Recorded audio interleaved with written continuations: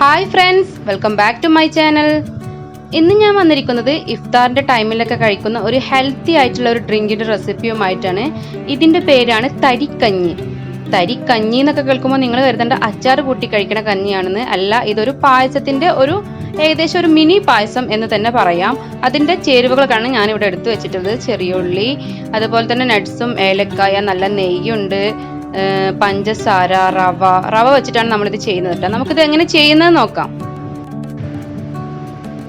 തരികഞ്ഞി ഉണ്ടാക്കാനായിട്ട് ഞാനിവിടെ ഒരു നോൺ സ്റ്റിക്ക് പാനാണ് എടുത്തിട്ടുണ്ട്. ഇതിലേക്ക് 1 ഗ്ലാസ് പാല്, നല്ല പശുവിൻ പാലാണ് കേട്ടോ ഞാൻ എടുത്തിട്ടുള്ളത്. ഇനി ഞാൻ എടുത്ത സെയിം അതേ ഗ്ലാസ്സിൽ തന്നെ ഒരു 2 ഗ്ലാസ് വെള്ളമാണ് ഒഴിച്ചെടുക്കുന്നത്. അപ്പോൾ ഇത് ഉണ്ടാക്കി കഴിഞ്ഞാൽ ഒരു 2 ഗ്ലാസിന്റെ മെഷർമെന്റ് ആണ് ഇപ്പോൾ ഞാൻ പറയുന്നത്.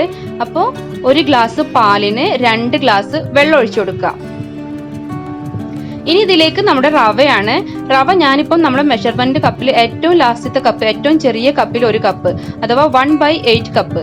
ഇനി അതും അല്ലെങ്കിൽ 2 ടേബിൾ സ്പൂൺ അങ്ങനെ ഓർത്താൽ മതി. അതിൽ കൂടുതൽ എടുക്കണ്ട. കൂടുതൽ എടുത്തു കഴിഞ്ഞാൽ പിന്നെയും നമ്മൾ പാല് ആഡ് ചെയ്ത് കൊടുക്കേണ്ടി വരും. അതുകൊണ്ട് തന്നെ കുറച്ച് ചേർത്തിട്ട് പാകത്തിന് നോക്കിയതിന് ശേഷം ഇത് പെട്ടെന്ന് കുറുകി വരുന്ന ഒരു സംഭവമാണ്. അതുകൊണ്ട് കൂടുതൽ റവ ഇട്ടാൽ അത് കട്ടിയായി പോവുള്ളൂ. ഇനി റവ ഇട്ടതിൻ്റെ ശേഷം ഇതുപോലെ കൈ നിർത്താതെ ഇളക്കി കൊടുക്കുകയാണ് വേണ്ടത്. ആ റവ കട്ട പിടിക്കും. ഇനി ഇതിലേക്ക് ആവശ്യത്തിനുള്ള പഞ്ചസാര, ഞാനിവിടെ ഒരു 3 ടേബിൾ സ്പൂൺ പഞ്ചസാരയാണ് ഇട്ട് കൊടുത്തിട്ടുള്ളത്.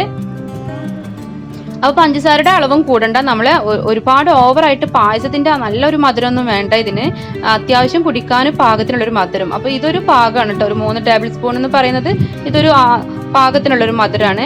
എന്നിട്ട് ഇതെല്ലാം കൂടെ നന്നായിട്ടൊന്ന് മിക്സ് ചെയ്ത് കൊടുക്കുക, ഇളക്കി കൊടുക്കുക. കട്ട പിടിക്കാതെ കൈ നിർത്താതെ ഇളക്കി കൊടുക്കാൻ വേണ്ടി. അപ്പം നിങ്ങൾ സ്റ്റീൽ പാത്രത്തിലൊക്കെയാണ് ചെയ്യുന്നതെങ്കിൽ കൈ എടുക്കാതെ പെട്ടെന്ന് തന്നെ ഇളക്കി കൊടുക്കണം. ഇനി ഇതിലേക്ക് ഞാനൊരു 2 ഏലക്കായ ഇതുപോലെ കൈ കൊണ്ട് ഒന്ന് പ്രസ് ചെയ്ത് ചതച്ചിട്ട് ഒന്നിട്ട് കൊടുക്കുന്നുണ്ട്. നല്ലൊരു ഫ്ലേവറിന് വേണ്ടിയിട്ടാണ് ഇങ്ങനെ ചെയ്യുന്നത്. ഇനി ഏലക്ക പൊടിയാണ് നിങ്ങളെ കയ്യിലുണ്ടെങ്കിൽ 1/2 ടീസ്പൂൺ ഏലക്ക പൊടിയും കൂടി ഇട്ട് കൊടുക്കുക. എന്നിട്ട് നന്നായിട്ട് ഇത് മിക്സ് ചെയ്ത് കൊടുക്കാം. അപ്പോൾ പണ്ടൊക്കെ ഞങ്ങളുടെ കുട്ടിക്കാലത്ത് നോമ്പ് 30 ദിവസം ഉണ്ടാക്കുന്ന ഒരു ഐറ്റം ആയിരുന്നു ഈ തരിക്കഞ്ഞി എന്ന് പറയുന്നത്.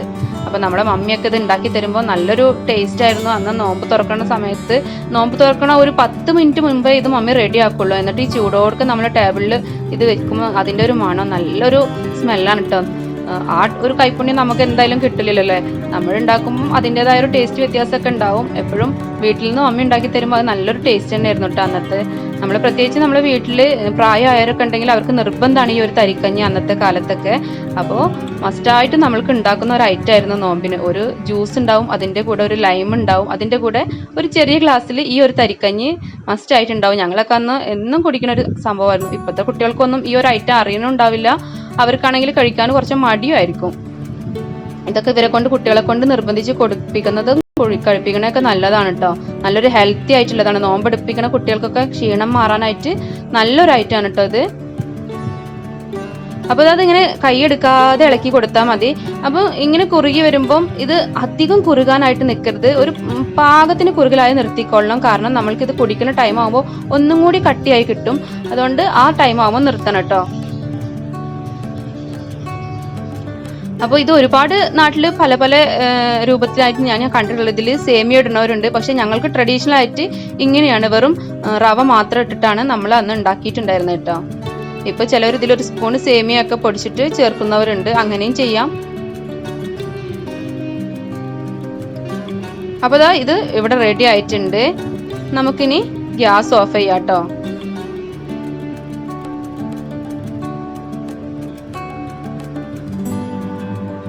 ഇനി ഞാനിവിടെ പാന് ചൂടാക്കിയിട്ടുണ്ട്. അതൊന്ന് ചൂടായി വരുമ്പം അതിലേക്ക് 1 ടേബിൾ സ്പൂൺ നെയ്യാണ് ഒഴിച്ചു കൊടുത്തിട്ടുള്ളത്.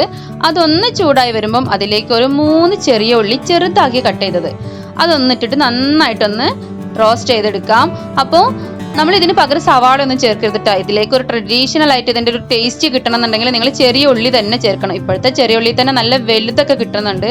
അതിൽ നിന്ന് ഏറ്റവും ചെറുത് നോക്കി എടുത്തിട്ട് വേണം നമ്മൾ ചെറുതാക്കി കട്ട് ചെയ്തിട്ട് ഇതിലേക്ക് ഇട്ട് കൊടുക്കാനായിട്ട്. ഇത്രയേ ഉള്ളൂ നമ്മൾ തരിക്കഞ്ഞിയിലേക്ക് ഒഴിച്ചു കൊടുക്കേണ്ട സംഭവം. പക്ഷെ ഞാനിതിലേക്ക് കുറച്ചും കൂടെ ഒരു ടേസ്റ്റിന് വേണ്ടിയിട്ട് ഞാൻ കുറച്ച് നട്ട്സും അതുപോലെ കിസ്മിസും ചേർത്ത് കൊടുക്കുന്നുണ്ട്. അപ്പോൾ അത് തീർത്തും ഓപ്ഷണൽ ആണ് കേട്ടോ. കയ്യിലുള്ളവർ മാത്രം ചേർത്താൽ മതി. അതൊരു ചെറിയൊരു പായസത്തിൻ്റെ ലുക്ക് കിട്ടാൻ വേണ്ടി, അല്ലെങ്കിൽ നമ്മൾക്ക് ഈ തരിക്കഞ്ഞി ുമ്പോൾ ചെറുതായിട്ടൊന്ന് കടിക്കാൻ വേണ്ടിയിട്ടാണ് കുറച്ച് നട്ട്സ് അതുപോലെ കിസ്മിസ് ചേർത്ത് കൊടുക്കുന്നത്. അപ്പോൾ തീർത്തും ഓപ്ഷനിലാണ്. ഈ ചെറിയ ഉള്ളിയും നെയ്യും തന്നെ ധാരാളമാണ് കേട്ടോ ഈ ഒരു തരിക്കഞ്ഞിയിലേക്ക്. അപ്പോൾ ഇതൊന്ന് ചെറുതായിട്ട് റോസ്റ്റ് ചെയ്തിട്ട് വരുമ്പോൾ വേണം നമുക്ക് നട്ട്സ് ചേർത്ത് കൊടുക്കാനായിട്ട്. അപ്പോൾ അതവിടെ റോസ്റ്റായി വരട്ടെ. അപ്പോൾ ഞാനിതാ ഒരു 5-6 നട്ട്സ് ചെറുതാക്കി കട്ട് ചെയ്തിട്ട് കൊടുത്തിട്ടുണ്ട്. അതും കൂടെ നമുക്ക് ഇട്ട് കൊടുക്കാം. എന്നിട്ട് ഒന്ന് ജസ്റ്റ് റോസ്റ്റ് ചെയ്യാം.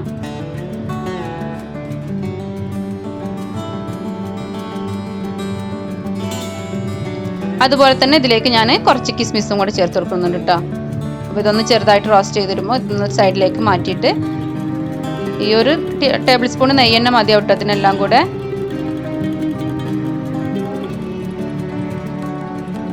അപ്പോൾ ഇനി കുറച്ച് കിസ്മിസും കൂടെ നമുക്ക് ഇതിൻ്റെ സൈഡിലാക്കി ചേർത്ത് കൊടുക്കാം.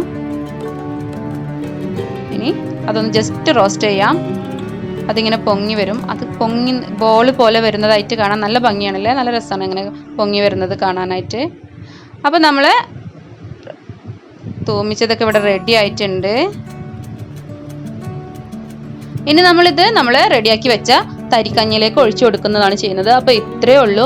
അപ്പോൾ ഇതുപോലെ നിങ്ങൾ ഉണ്ടാക്കിയിട്ടില്ലെങ്കിൽ തീർച്ചയായിട്ടും ഒരു പ്രാവശ്യമെങ്കിലും ഒന്ന് ഈ നോമ്പിന് നിങ്ങൾ ട്രൈ ചെയ്ത് നോക്കണം കേട്ടോ. ഇതുപോലെ ഉണ്ടാക്കുന്നവരും ഉണ്ടാവും. അപ്പോൾ അവരും എന്നെ ഫീഡ്ബാക്ക് ഒന്ന് അറിയിക്കണം. ഈ ഒരു ചെറിയ റെസിപ്പി നിങ്ങൾക്ക് ഇഷ്ടപ്പെടുകയാണെങ്കിൽ തീർച്ചയായിട്ടും ലൈക്ക് ചെയ്യുക. അതുപോലെ സബ്സ്ക്രൈബ് ചെയ്യാതെ കാണുന്ന കൂട്ടുകാരുണ്ടെങ്കിൽ ഒന്ന് സബ്സ്ക്രൈബ് ചെയ്തിട്ട് സപ്പോർട്ട് ചെയ്യണം. കൂടെ കാണുന്ന ബെല്ലൈക്കണിൽ ഓൾ എന്ന ഓപ്ഷനിൽ വേണം ക്ലിക്ക് ചെയ്യാനായിട്ട്. അപ്പോഴേ ഞാൻ പുതിയ വീഡിയോസ് അപ്ലോഡ് ചെയ്യുമ്പോൾ നിങ്ങളുടെ ഫോണിൽ നോട്ടിഫിക്കേഷൻ കിട്ടുള്ളൂ. മറ്റൊരു നല്ല റെസിപ്പിയുമായി കാണുന്നത് വരേക്കും ബൈ ബൈ.